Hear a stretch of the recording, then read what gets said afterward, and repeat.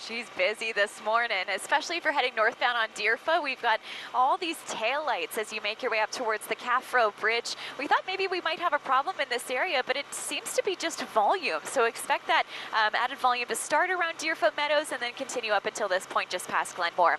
Cough, runny nose, sore throat, wash your hands, cover coughs and sneezes, and stay home when sick. Get immunized and know your options at ahs.ca/options. Up in Global One, I'm Brandi Warren. Thank you, Brandi.